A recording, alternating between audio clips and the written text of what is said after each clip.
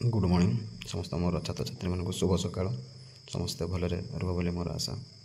आम जो पढ़ुलु भागी विश्वनाथंकर इतिहास द्वितीय वर्ष छात्र छात्री मानकर जो साहित्य जदि बही प्रथम गद्य विभाग हूँ इतिहास। तेणु से इतिहास विभाग को आम कौन करूँ ना आलोचना करूँ। तेणु तार अवशिष्ट अंश रही जाता। आज मुझे कौन करी ना संपूर्ण भाव में इतिहास विषयटी को शेष करदेवी। तेणु चल तो आम रही केते पर्यंत जाइए पढ़ा ना मनुष्य सब बेले कौन करी ना तार प्रतिबिंबित को देखि से गुड़िक समुचित शिक्षा लाभ कर देख आम्भे मैंने चिरकाल शुणी आसुअछु उपदेश अपेक्षा दृष्टांत शिक्षा पक्षरे अधिकतर उपयोगी। आम्भे मैंने चिरकाल शुणी आसुचु उपदेश हिंट्स ये सब गुड़िक आज कौन हो अधिकतर आम उपयोगी हो अच्छी। इतिहास दृष्टांतर आकार आज इतिहास को जब आम कौन करवा ना देखा आकार दृष्टांत आकार सुतरां ताहा शिक्षा पक्षरे किपरि उपयोग्य बुद्धिमान व्यक्ति मात्र के अनुभव कर कौ मैंने अनुभव करें यही उपर श्रेणी मैंने जो मैंने कौन होती ना उपयोग्य शिक्षाविद से मैंने ही कौन करें ना आज इतिहास अनुभव से करें। तापर उपर उक्त होइछि प्राकृतिक नियमर कार्यप्रणाली सर्वत्र एवं सर्वकाल एक। आज जो तुम कहूच प्राकृतिर नियम सहित सर्वत्र एवं सर्वकाल एक आज जो नियम अच्छी पर से नियम रही कहते से प्रकार कार्य एक व्यक्ति बा जातिर अधपतन है सकल व्यक्ति जातिर तो द्वारा निश्चय अधपतन हो। गोटे जदि आज अधपतन तलक खसी जाऊँगी तेणु परवर्ती समय से जाति अनेक अन्य जाति मैंने कौन करें अधपतन हे।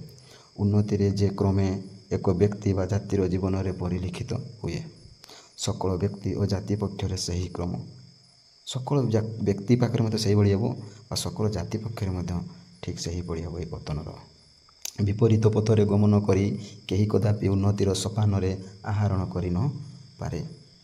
आज विपरीत पथरे अर्थात तुम सठिक रास्ता मार्ग बा सठिक मार्ग आपणी नक जदि तुम अन्य उन्नति सोपान आहरण कर न पारे से उन्नति सोपान जदि कौन कर आहरण कर चेष्टा कर से कौन कर ना आहरण कर तार लक्ष्य स्थान को से पहुँची पार ना। अमुक व्यक्ति अहंकारी थिला तेणु ताहार पतन है किंतु मु चिरकाल अहंकार बक्षस्फीत करी बुलिबी अथच मोर पतन ना यह कदापि होई न पारे। अहंकार मस्तक पतन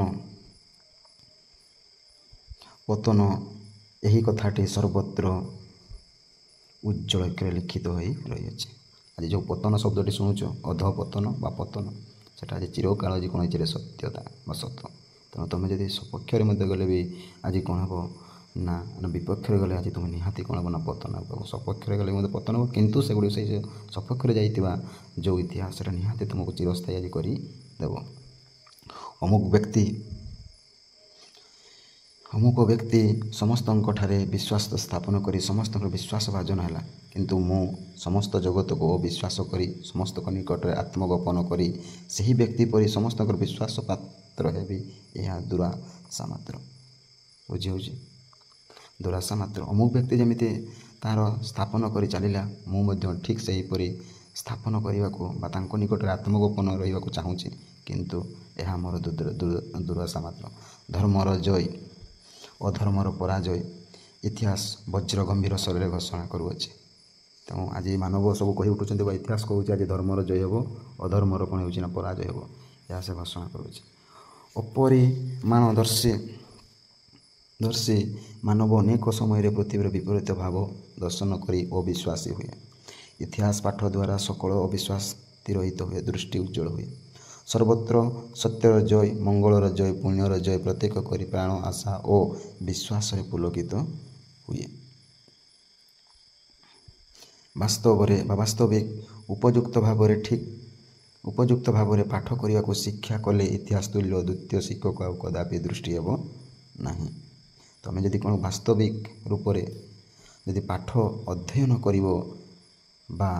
कर इतिहास लेख तेबे आउ द्वितीय शिक्षक दरकार हेब ନାହିଁ କଦାପି କେବେ ଦୃଷ୍ଟି ହେବ ନାହିଁ। ତେଣୁ ଏଇଠି ମଧ୍ୟ କ୍ୱେଶ୍ଚନ୍ ରହିଛି ରେ ପିଲା, ମାନେ ମନେ ରଖିବ ଦ୍ୱିତୀୟ ଶିକ୍ଷକ କଦାପି ବା କେବେ ଦୃଷ୍ଟିଗୋଚର ହେବ ନାହିଁ। ଯଦି ତୁମେ କ'ଣ କରିବ ନା ଉପଯୁକ୍ତ ଭାବରେ ପାଠକୁ ତୁମେ କ'ଣ କରିବ ରେ ଶିକ୍ଷା ଲାଭ କରିଥିବ ଯଦି, ତେବେ ଆଉ ଦ୍ୱିତୀୟ ଶିକ୍ଷକ ଆଉ କଦାପି ଦୃଷ୍ଟି ହେବ ନାହିଁ ବୋଲି ଲେଖକ କହୁଛନ୍ତି। ଆଉ ଏକ ଭାବରେ ଦେଖିଲେ ମଧ୍ୟ ଇତିହାସ ଆମ୍ଭମାନଙ୍କ ନିକଟରେ ପରମ ଆଦର ବସ୍ତୁ ବୋଲି ବୋଧ ହେବ। ତେଣୁ ଯେତେବେଳେ ତୁମେ ଉଚିତ ଭାବରେ ବା ସଠିକ୍ ଭାବରେ ଯଦି ଆଜି କ'ଣ କରିବ ନା ଶିକ୍ଷା ଲାଭ କରିଥିବ, ସେଇଟା ତୁମର ଆଜି କ'ଣ ହେଇଯିବ ନା ଆଦର ବସ୍ତୁ ରୂପରେ ତୁମେ ଆଜି ବୋଧଗମ୍ୟ ହେବ ବା ଜାଣିପାରିବ। ଆମ୍ଭେମାନେ ବର୍ତ୍ତମାନ ଯାହା ଭୋଗ କରୁଅଛୁ ତାହାରି କର୍ତ୍ତା ଆମ୍ଭେମାନେ ନୁହଁ। ଆଜି ଯେଉଁ ସୁଖରେ ରହିଛ ସେଟା ଆମେ କରିନାହୁଁ। ଗୋଟିଏ ଆଖ୍ୟାୟିକା ଅଛି, ପ୍ରାଚୀନ କାଳରେ କୌଣସି ମହାତ୍ମା ସ୍ୱର୍ଗରୁ ଅଗ୍ନି ଆହରଣ କରିଥିବା ଯୋଗୁଁ ତାକୁ ଦୁଃସହ କ୍ଲେଶ ଭୋଗ କରିବାକୁ ହୋଇଥିଲା।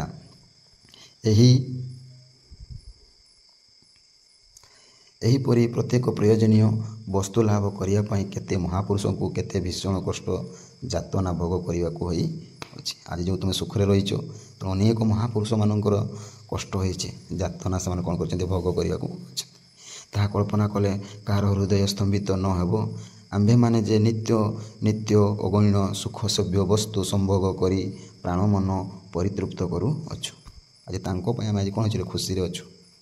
ଆଜି ଆମେ ସୁଖସଭ୍ୟ ଅଛୁ। ସେ ସମସ୍ତ ପଦାର୍ଥକୁ ମୂଳ କେଉଁଠାରେ ତାହା କି ଥରେ ଭାବିଥାଉ। ଆଜି ଯେଉଁ ଆମେ ଯେ ଆଜି ଏତେ ଖୁସିରେ ଅଛୁ, ସେଟା କେବେ ଚିନ୍ତା କରିଛ? କେବେ ଚିନ୍ତା କରି ନାହୁଁ। ପ୍ରାଥମିକ ମନୁଷ୍ୟ ଅରଣ୍ୟରେ ଶୀତ ଗ୍ରୀଷ୍ମ ବର୍ଷା ଅସହ୍ୟ କ୍ଲେଶ ସହ୍ୟ କରି ଅପୋକ ମାଂସ ଫଳମୂଳ ଆହାର କରି କାଳାତିପାତ କରୁଥିଲା।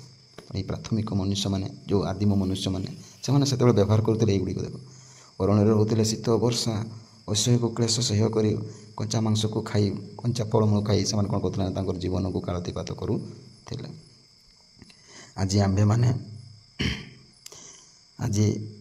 ଆମ୍ଭେମାନେ ଚୈବ ଖାଉଅଛୁ, ଚସ୍ୟ ଅର୍ଥାତ୍ ପିଉଅଛୁ, ଶଶୁଅଛୁ, ଲହ୍ୟ ଅର୍ଥାତ୍ ହେଉଛି ଚାଟିକିରି ଖାଇବା, ଲହ୍ୟର ତ ଚାଟିକିରି, ପେୟ ଆଜି ଯେଉଁ ପିଇକିରି ଖାଉଅଛୁ, ଚୈବ ଚସ୍ୟ ଲହ୍ୟ ପେୟ, ଚୋବେଇକିରି ଖାଉଅଛୁ, ଚଷିକିରି ଖାଉଅଛୁ, ଚାଟିକିରି ଖାଇଅଛୁ, ପିଇକିରି ଯେଉଁ ଆଜି ଖାଇଅଛୁ, ଚତୁର୍ବିଧ ରସରେ ରସନା ତୃପ୍ତ କରିଅଛୁ, ସୁନ୍ଦର ସୁସଜ୍ଜିତ ବାସଗୃହ ନିର୍ମାଣ କରି ପରମାନନ୍ଦରେ ନିରାପଦରେ ବାସ କରୁଅଛୁ, ନାନା ଯନ୍ତ୍ରର ସାହାଯ୍ୟରେ ଅତି ସହଜରେ ବିବିଧ ପ୍ରୟୋଜନ ସାଧନ କରୁଅଛୁ। ଏହାର ମୂଳ କେଉଁଠାରେ? ଆଜି ଯେଉଁ ତୁମେ ସୁଖରେ ରହିଛ, ଆଜି ଯେଉଁ ତୁମେ ଦୁଃଖରେ ରହିଛ, ଏଠି ଆଜି ତୁମେ ଯେଉଁ ସୁଖରେ ରହିଛ, ତେଣୁ ତା'ର ମୂଳ କେଉଁଠି? ଆଜି ଯେଉଁ ବିବିଧ ପ୍ରୟୋଜନ ଆଜି ତୁମେ କରୁଛ, ତା'ର ମୂଳ କେଉଁଠି? ଆଜି ଯେଉଁ ତୁମେ ପରମାନନ୍ଦ ନିରାପଦରେ ବାସ କରୁଛ, ଆଜି ତୁମେ ସେଟାକୁ କେବେ ବି ତୁମେ କ'ଣ ଜାଣିବାକୁ ଚାହୁଁନାହୁଁ। ତେଣୁ ସେଇ ଲେଖକ ସେଇଟା ସବୁବେଳେ କ'ଣ କହିଦେଉଛି ନା ତୁମେ ଆଜି ତା'ର ମୂଳ କେଉଁଠି ତୁମେ କେବେ ବି ଚିନ୍ତା କରୁନାହୁଁ।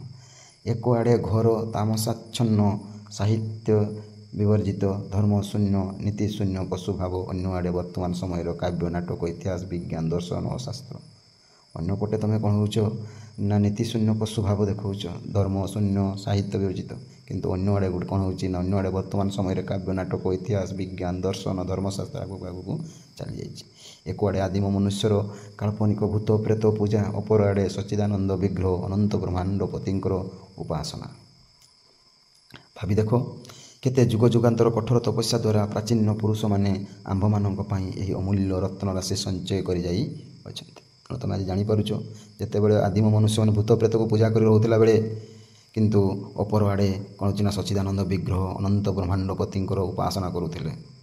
ତେଣୁ ସେମାନେ କେତେ ଆଜି ଇତିହାସ ଆଜି ଆମ ନିକଟରେ ଅମୂଲ୍ୟ ଆଜି କ'ଣ କରୁଛି ଅମୂଲ୍ୟ ରତ୍ନରାଶି ସଞ୍ଚୟ କରି ଆମଠାରୁ ସେମାନେ କ'ଣ କରିଛନ୍ତି ସଞ୍ଚୟ କରିଦେଇ ଅଛନ୍ତି। ଇତିହାସ ଯଦି କିଛି ମାତ୍ରାରେ ଶିକ୍ଷାର ବିଷୟ ନଥାଏ, ତଥାପି ଯେଉଁ ଅତୀତ ଆମ୍ଭମାନଙ୍କୁ ଏତେ ରତ୍ନ ପ୍ରଦାନ କରିଅଛି ଏବଂ ସେହି ମହିମାନ୍ୱିତ ପୁରୁଷମାନେ ଆମ୍ଭମାନଙ୍କ ପାଇଁ ଦେହପାତ କରି ଯାଇଅଛନ୍ତି। ଅନେକ ସମୟରେ ରତ୍ନ ପ୍ରଦାନ କରିଅଛନ୍ତି ଏବଂ ମହିମାନ୍ୱିତ ପୁରୁଷମାନେ ମଧ୍ୟ କ'ଣ କରିଛନ୍ତି, ଯେ ତାଙ୍କର ଦେହପାତ କରି ଯାଇଅଛନ୍ତି। ଦେହପାତ କହିଲେ ତାଙ୍କର ଜୀବନ ବା ତାଙ୍କର ଦେହକୁ ଆଜି କ'ଣ କରିଦେଇଛନ୍ତି ନା ଇତିହାସ ପାଇଁ ଉତ୍ସର୍ଗ କରିଦେଇଛନ୍ତି। ସେମାନଙ୍କ ସମ୍ବନ୍ଧରେ କେବଳ କିଞ୍ଚିତ୍ ଜ୍ଞାନ ଲାଭ କରିବା ହିଁ ଆମ୍ଭମାନଙ୍କର ସୁଖ ଲାଭର ଯଥେଷ୍ଟ କାରଣ। ଆଜି ଯେଉଁ ସୁଖରେ ରହୁଛ, ଖାଲି ଟିକେ ଭାବିଦେଲେ ହେବ ନାହିଁ ଏବଂ ଭାବି ଦେଉଛ କ'ଣ ନା ଟିକେ କମ୍ ଭାବି ଦେଉଛ ସୁଖ। ଆଉ ଗୋଟିଏ କଥା ଯେ ଏ ସମସ୍ତ ଚିନ୍ତା କଲେ କିଏ ଏ ସଂସାର ଏକ ମୁହୂର୍ତ୍ତ ଆମୋଦରେ ବା ଆଳସ୍ୟରେ କଟାଇ ପାରେ? କିଏ ସୁଖରେ ମଧ୍ୟ ରହିପାରିବ, କିଏ ଦୁଃଖରେ ମଧ୍ୟ ରହିପାରିବ। ଅତୀତର ସନ୍ତାନ ଭବିଷ୍ୟତର ପିତା ରୂପେ ଦଣ୍ଡାୟମାନ। ଏଇଟା ପିଲାମାନେ ଲେଖିବ, କ୍ୱେଶ୍ଚନ୍ ମଧ୍ୟ ତୁମର ରହିଛି। ଅତୀତର ସନ୍ତାନ ଭବିଷ୍ୟତର ପିତା ରୂପେ ଡ୍ୟାସ୍ ଭାବରେ ଛିଡ଼ା ହେଇଛି, ଦଣ୍ଡାୟମାନ ଭାବରେ ଛିଡ଼ା ହୋଇଅଛି। ପୁତ୍ର ପାଇଁ ଅତୀତର ସନ୍ତାନ ଏବଂ ଭବିଷ୍ୟତର ପିତା ରୂପେ ଆଜି ଦଣ୍ଡାୟମାନ ଆଜି ରହିଅଛି। ପୁତ୍ର ପାଇଁ କେବଳ ପୌତ୍ରିକ ସମ୍ପତ୍ତି ରଖିବା ପିତାର କର୍ତ୍ତବ୍ୟ ନୁହେଁ। ପୌତ୍ରିକ ଧନରାଶି ସଙ୍ଗେ ସୌପାର୍ଜିତ ସମ୍ପତ୍ତି ଯୋଗ କରିବା ହିଁ ସୁସନ୍ତାନ ଓ ସୁପିତାର କାର୍ଯ୍ୟ। ପ୍ରକୃତି ଧନରାଶି ରହିବ, ତା ସହିତ ତୁମେ ଯେଉଁ କରିଛ ସୌପାର୍ଜିତ ଧନ ସମ୍ପତ୍ତି ବା ତୁମର ଜାତି ପାଇଁ, ସେଇଟା ହେଉଛି ସୁସନ୍ତାନ ଓ ସୁପିତାର କାର୍ଯ୍ୟ। ଏଟା ମଧ୍ୟ ପିଲାମାନଙ୍କର ଅଛି ଯେ ସୁପିତାର କାର୍ଯ୍ୟ ଏବଂ ସୁସନ୍ତାନର ମାନେ କାର୍ଯ୍ୟ କ'ଣ ନା ତୁମେ ସୌପାର୍ଜିତ ସମ୍ପତ୍ତି ଏବଂ ପୌତ୍ରିକ ଧନରାଶି ଲେଖିବ। ତାହା ନହେଲେ ପିତା ଓ ପୁତ୍ର ଉଭୟଙ୍କର ପ୍ରତି କର୍ତ୍ତବ୍ୟ ଲଙ୍ଘନ ଜନିତ ଅପରାଧ ଭାଗି ହେବାକୁ ପଡ଼େ। ବିଧାତାଙ୍କ କୌଶଳ ବିଚିତ୍ର ଯେ ଏହି କର୍ତ୍ତବ୍ୟ ପାଳନର ସୁଖ ଅପର୍ଯ୍ୟାପ୍ତ।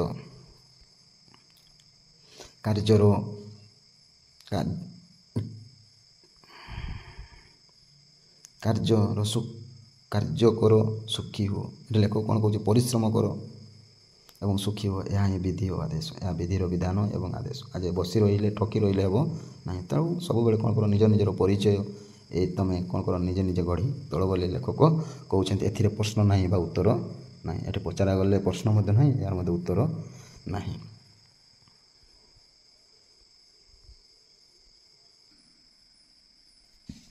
ଇତିହାସ ଆମ୍ଭମାନଙ୍କୁ ଆଉ ଗୋଟିଏ ଶିକ୍ଷା ପ୍ରଦାନ କରେ ଏବଂ ତାହା ହିଁ ଇତିହାସର ସର୍ବଶ୍ରେଷ୍ଠ ଶିକ୍ଷା। ତେଣୁ ଲେଖକ ଦେଖ ପୁଣି ଗୋଟିଏ କ'ଣ କହୁଛି ନା ସେ ଶିକ୍ଷା ପ୍ରଦାନ କରୁଛି ଏହି ଇତିହାସ। ପ୍ରଥମେ ସେ କହିଲେ ମଣିଷମାନଙ୍କୁ କ'ଣ କରିବ ନା ପରିଶ୍ରମ କରିବାକୁ ପଡ଼ିବ ବା କାର୍ଯ୍ୟ କରିବାକୁ ପଡ଼ିବ ବୋଲି ଲେଖକ କହୁଛନ୍ତି। ପୁଣି ସେ କହୁଛନ୍ତି ଆଉ ଗୋଟିଏ ଶିକ୍ଷା ରହିଛି ବୋଲି, ସେହି ଶିକ୍ଷାଟା ହିଁ ହେଉଛି ଇତିହାସର ସର୍ବଶ୍ରେଷ୍ଠ ଶିକ୍ଷା। ନା ଦେଖ ନା ପୂର୍ବରୁ ତାହା ଆଲୋଚନା ହୋଇଛି ବା ବର୍ଣ୍ଣନା କରାଯାଇଛି ବା କହିଛନ୍ତି ନା ସତ୍ୟ ଓ ସାର କଥା, ସତ୍ୟ ବି କଥା ବା ପ୍ରଣାମ କଥା, ଯାହା ତାହାର କଦାପି ବିନାଶ ହୋଇ ନାହିଁ। ନା ସେ କ'ଣ କଥାଟା ଦେଖିବା ନା ମାନବ ସମାଜ ଯେ ଉନ୍ନତି ଲାଭ କରିଅଛି, ଏହି ସମାଜରେ ଯେ ଉନ୍ନତି ଲାଭ କରିଛି ସେଥିରୁ ସେ କଦାପି ବିଚ୍ୟୁତ ହେବ ନାହିଁ। ଅର୍ଥାତ୍ ଏଠି କହିବାର ଅର୍ଥ ହେଉଛି ଯିଏ ଯଦି ସତ୍ ମାର୍ଗରେ ଏବଂ ସତ୍ କର୍ମରେ ବା ସତ୍ରେ କାର୍ଯ୍ୟ କରିଅଛି ସେ କଦାପି କ'ଣ ହେବ ନାହିଁ, ସେ ବିଚ୍ୟୁତ ହେବ ନାହିଁ ବା ତା ମନ କେବେ ବି କ'ଣ ହେବ ନାହିଁ, ଭାଙ୍ଗିବ ନାହିଁ। ସମାଜ ଅବିରାମ ଭାବରେ ମଙ୍ଗଳ ଆଡ଼କୁ ଉନ୍ନତି ଆଡ଼କୁ ଅଗ୍ରସର ହେଉଅଛି। ସେ ସବୁବେଳେ ଅଗ୍ରସର ହେବାକୁ ଚାହିଁବ। ପ୍ରଭେଦ ଏତିକି ଯେ ସେ ଯେଉଁ ବିଷୟରେ ଅଯୋଗ୍ୟ ହେବ ସେଥିରୁ ସେ ବଞ୍ଚିତ ହେବ। ସେ ଯେଉଁ ବିଷୟଟା ପାରିବ ନାହିଁ ତେଣୁ ସେ ସେଠୁ ବଞ୍ଚିତ ହେବ। ତୁମେ ଯେଉଁ କାମଟା କରିପାରିବ ନାହିଁ ସେ ସେଇଠୁ କ'ଣ ହେଇଯିବ, ସ୍ଥିର ରହିଯିବ। କିନ୍ତୁ ସେ ଯେଉଁ କାମଟା କରିବାକୁ ପାରିବ ସେ ସବୁବେଳେ କ'ଣ ନା ଆଗକୁ ସେ କ'ଣ କରିବ ନା ଚାଲିବାକୁ ଲାଗିବ। ଯେଉଁ ଜାତି ଅଯୋଗ୍ୟ ହେଲା ତାହାର ରସାତଳ ଗତି ଅନିବାର୍ଯ୍ୟ। ତେଣୁ ସେ ଆଉ ଉପରକୁ ଉଠି ପାରିବ ନାହିଁ। ତାହାର ସଞ୍ଚିତ ଧନରାଶି ଜ୍ଞାନ ବିଜ୍ଞାନ ସମସ୍ତ ଯୋଗ୍ୟତାର ଜାତୀୟ ସ୍ତରରେ ସମର୍ପିତ ହେବ। ତେଣୁ ସେଇଠି ସେ ରହିଯିବ, ଯାହାଫଳରେ ତା'ର ଧନରାଶି ବିଜ୍ଞାନ ସମସ୍ତ ସେଇଠି ତା ଜାତୀୟ ସ୍ତରରେ ସମର୍ପିତ ଦେବ। ପ୍ରାଚୀନ ଭାରତର ପତନ ହେଲା, ଆଜି ପ୍ରାଚୀନ ରୋମ୍ ମଧ୍ୟ ଆଜି ପତନ ହେଲା, ଭାରତର ପତନ ହେଲା। ସେଥିରେ ସମଗ୍ର ମାନବ ଜାତିର ବି କ୍ଷତି ବି ହୋଇଛି। ରୋମ୍ ବା ଭାରତ ଯାହା ରକ୍ଷା କରିପାରିଲା ନାହିଁ, ଇଂଲଣ୍ଡ ଆମେରିକା ସେଥିପାଇଁ ପ୍ରସ୍ତୁତ ରହିଅଛନ୍ତି। ଆଜି ଭାରତ ଯାହା କରିପାରୁନାହିଁ, ରୋମ୍ ଯାହା କରିପାରୁନାହିଁ, କିନ୍ତୁ କେଉଁମାନେ ଆଜି ପ୍ରସ୍ତୁତ ହୋଇକି ରହିଛନ୍ତି? ଏଇ ଇଂଲଣ୍ଡ ଆଉ ଯୁକ୍ତରାଷ୍ଟ୍ର ଆମେରିକା ମାନେ। ଇଂଲଣ୍ଡ ଓ ଆମେରିକା ଯେତେବେଳେ ନିଜ ଅଯୋଗ୍ୟତାର ପ୍ରମାଣ ପ୍ରଦର୍ଶନ କରିବେ ସେତେବେଳେ ନବ ଇଂଲଣ୍ଡ ନବ ଆମେରିକାର ଅଭ୍ୟୁତ୍ଥାନ ହେବ। ଏମାନେ ଯଦି ନ ପାରିବେ ତେବେ ତାଙ୍କ ପାଇଁ ଆଉ ଗୋଟେ ନୂଆ ଇଂଲଣ୍ଡ ମଧ୍ୟ ହେବ ବା ନୂଆ ଆମେରିକାର ଅଭ୍ୟୁତ୍ଥାନ ହେବ। ବିଧାତାଙ୍କର କାର୍ଯ୍ୟ କଦାପି ଅସମ୍ପନ୍ନ ରହିବ ନାହିଁ। ବିଧାତା କହିଲେ ଆଜି ଏହି ପୃଥିବୀ ପୃଷ୍ଠକୁ ବା ଏହି ଦେବତାମାନଙ୍କୁ, କିନ୍ତୁ ଏଠି ବୁଝାଯାଉଛି ବିଧାତା ଅର୍ଥାତ୍ ଏହି ପୃଥିବୀ ପୃଷ୍ଠରେ କାର୍ଯ୍ୟ କଦାପି ଅସମ୍ପନ୍ନ ରହିବ ନାହିଁ। ସେ ଇଂଲଣ୍ଡ ପାରିଲା ନାହିଁ, ଆମେରିକା ପାରିଲା ନାହିଁ, ତାପରେ ନୂଆ ଇଂଲଣ୍ଡ ନୂଆ ଆମେରିକା ଆବିର୍ଭୂତ ହେବେ ଏବଂ ଏହି ବିଧାତାର କାର୍ଯ୍ୟକୁ ସେମାନେ କ'ଣ କରିବେ, ସମ୍ପୂର୍ଣ୍ଣ କରିଦେବେ। ସେମାନେ ଅସମ୍ପୂର୍ଣ୍ଣ କେବେ କରିବେ ନାହିଁ, ସମ୍ପୂର୍ଣ୍ଣ କରିଦେବେ। ମାତ୍ର ଯୋଗ୍ୟତା ନ ଦେଖି ସେ କାହାକୁ କୌଣସି ଉଚ୍ଚ ଅଧିକାର ଦିଅନ୍ତି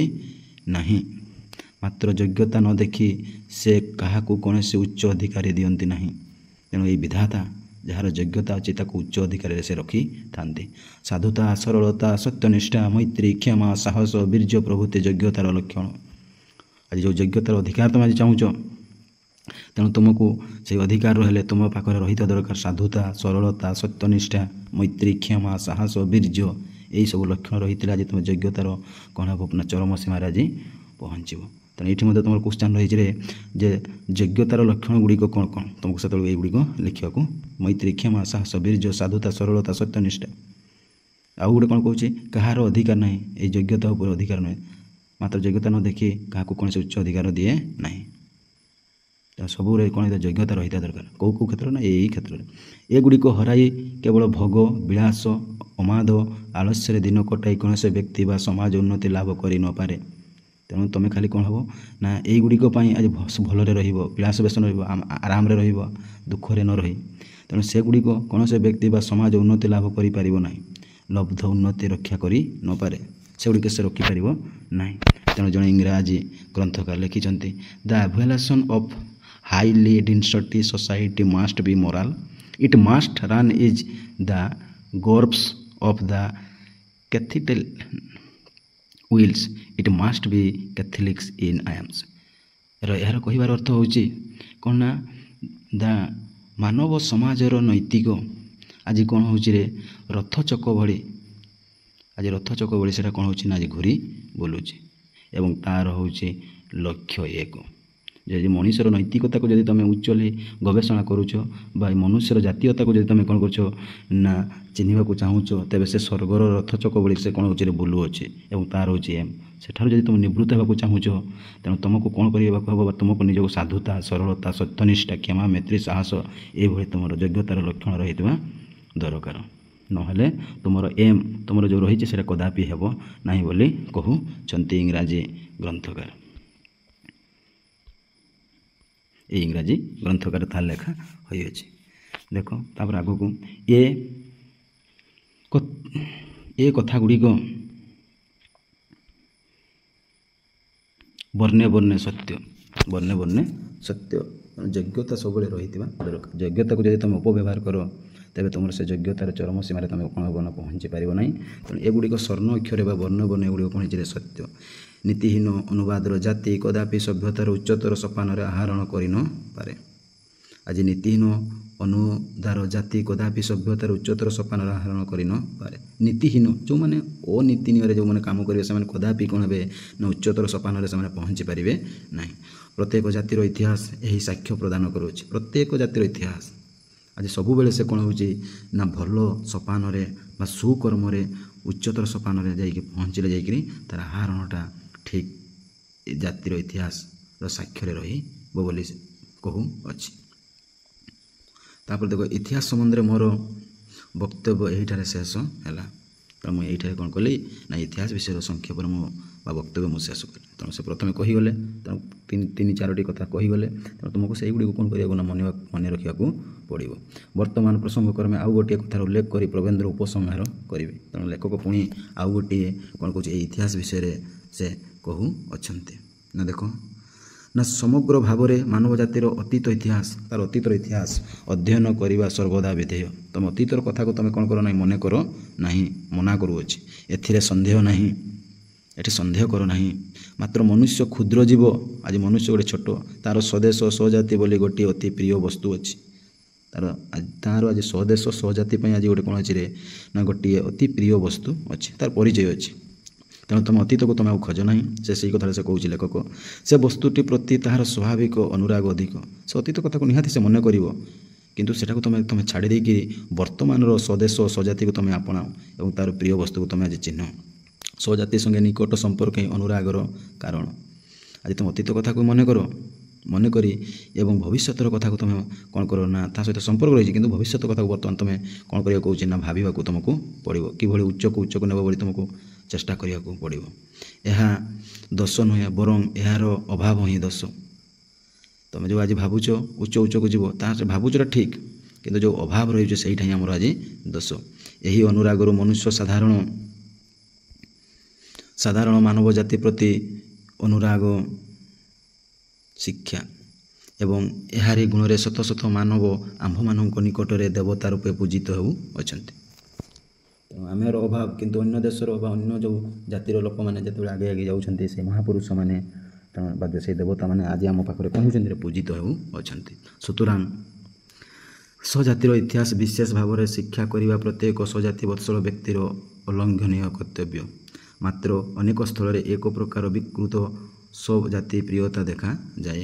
ଏହା ସଂକୀର୍ଣ୍ଣତା ଓ ପରଜାତି ବିଦେଶରେ ନାମାନ୍ତର ମାତ୍ର।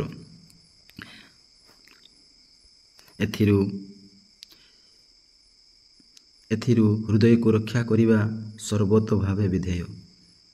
ତେଣୁ କ'ଣ କହୁଛି ଲେଖକ, ଏଥିରୁ ହୃଦୟକୁ ରକ୍ଷା କରିବା ସର୍ବତ ଭାବେ ବିଧେୟ। ତୁମେ ସବୁବେଳେ କ'ଣ କର ନା ଏ ଜାତି ପାଇଁ ବା ଏଇ ସଂକୀର୍ଣ୍ଣତା ପାଇଁ, ଏଇ ନୈତିକତା ପାଇଁ ସବୁବେଳେ କ'ଣ କର ନା ଆଗକୁ ଚାଲିଥାଉ, ପଛକୁ ଅତୀତକୁ ତୁମେ କ'ଣ କର ନାହିଁ, ମନେ କର ନାହିଁ ବୋଲି ଲେଖକ କହୁଛି। ପୁଣି କ'ଣ କହୁଛି ନା ସଂକୀର୍ଣ୍ଣତା ଓ ପରଜାତି ଦେଶର ନାମାନ୍ତନ ମାତ୍ର। ତୁମେ କ'ଣ କର ନା ସଂକୀର୍ଣ୍ଣତା ଓ ପରଜାତି ବିଦେଶର ତୁମେ ଆପଣାଅ ନାହିଁ, ସେଇଟା ଖାଲି ନାମାନ୍ତର ମାତ୍ର। ଏବଂ ହୃଦୟକୁ ତୁମେ କ'ଣ କର ନାହିଁ, ସର୍ବୋତ୍ତମ ବିଧେୟ କର ନାହିଁ, କଷ୍ଟ ଦିଅ ନାହିଁ।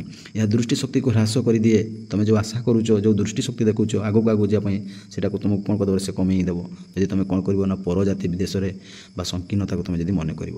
ଅନ୍ୟ ଜାତିର ମହତ୍ତ୍ୱ ଦେଖିବାକୁ ଦିଅ ନାହିଁ। ଅନ୍ୟ ଜାତି କ'ଣ କରୁଛି ନ କରୁଛି ସେ କଥା ତୁମେ ଚିନ୍ତା କର ନାହିଁ, ନିଜସ୍ୱକୁ ଦେଖ। ମନୁଷ୍ୟର ସ୍ୱଭାବ ହିଁ ଏହି ଯେ ସେ ନିଜେ ହୀନତା ପ୍ରାପ୍ତ ହେଲେ ମଧ୍ୟ ଅନ୍ୟ ବ୍ୟକ୍ତିର ମହତ୍ତ୍ୱ ଦେଖିପାରେ ନାହିଁ ଏବଂ ଆପଣ ମଧ୍ୟରେ ଗୌରବର ବିଷୟ କିଛି ନଥିଲେ ପୂର୍ବ ଗୌରବର ଆସ୍ଫାଳନ ଦ୍ୱାରା ହୃଦୟକୁ କଥାଚିତ୍ ଆଶ୍ୱସ୍ତ କରିବାକୁ ଚେଷ୍ଟା କରେ। ତାହାର ନିଜସ୍ୱ କିଛି ନଥାଏ, କିନ୍ତୁ ତାର ଅତୀତର ବା ପୂର୍ବପୁରୁଷର ମହାନତାକୁ ଦେଖି, ଗୌରବର ଆସ୍ଫାଳନକୁ ଦେଖି ନିଜକୁ ସେ କ'ଣ କରେ, ଆଶ୍ୱସ୍ତି ବା ଖୁସି ହୋଇ ପଡ଼େ।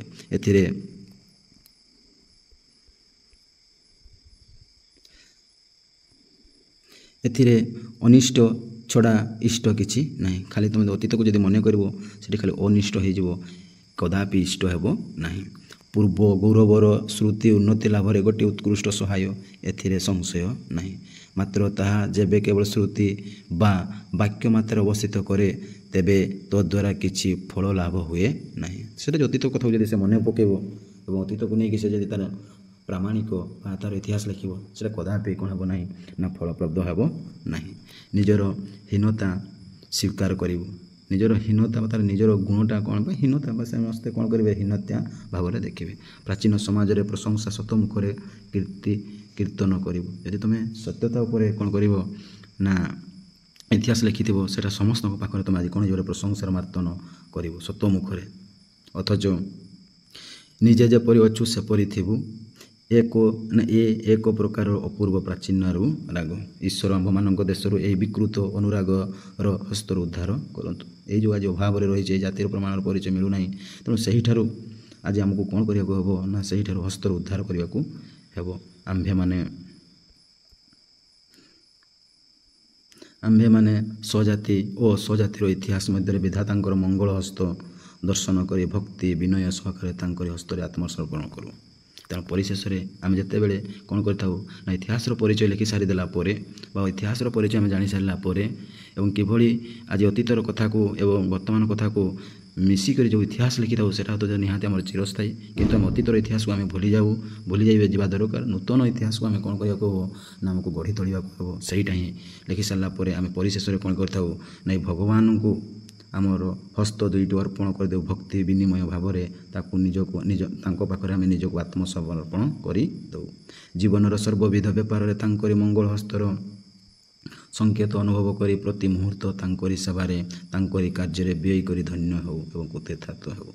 ତେଣୁ ପରିଶେଷରେ ଆମେ ଯେତେବେଳେ ଉନ୍ନତିରେ ଚରମ ସୀମାରେ ପହଞ୍ଚି ଯାଉ ବା ଇତିହାସ ଆମେ ଯେତେବେଳେ ଜାଣିପାରୁ ଏବଂ ଇତିହାସର ଜ୍ଞାନ ଯେତେବେଳେ ଆହରଣ କରିପାରୁ ଏବଂ ଏହି ଇତିହାସ ଏହି ମାନବ ସମାଜ ଯେତେବେଳେ ଉନ୍ନତିକୁ ତାର ରାଜନୈତିକ ଅର୍ଥନୈତିକ ହେଉ ନୈତିକତାତ୍ମକ ହେଉ ଏବଂ ତାର ଚାଲିଚଳଣି ବ୍ୟବହାରକୁ ସେ ଯେତେବେଳେ ସେ ଜାଣିସାରିପାରେ, ପରିଶେଷରେ ସେ କ'ଣ କରେ ନା ଏହି ବିଧାତାଙ୍କ ପାଖରେ ନିଜକୁ ଅର୍ପଣ କରିଥାଏ ଏବଂ ଧନ୍ୟ ଧନ୍ୟ ବୋଲି କହିଥାଏ ଏବଂ ତାହା ପାଖରେ କୃତାର୍ଥ ହୋଇଯାଏ ବା ତା ପାଖରେ କୃତଜ୍ଞତା ସେ ଜଣେଇକରି ତା ନିକଟରେ ତାଙ୍କ ନିକଟରେ ଏ ବିଧାତାଙ୍କ ପାଖରେ ସେ ନିଜକୁ କୃତାର୍ଥ ହେଉ ବା ସେ କ'ଣ କରିଥାଏ ନା କୃତଜ୍ଞ ହୋଇକି ରହିଯାଏ।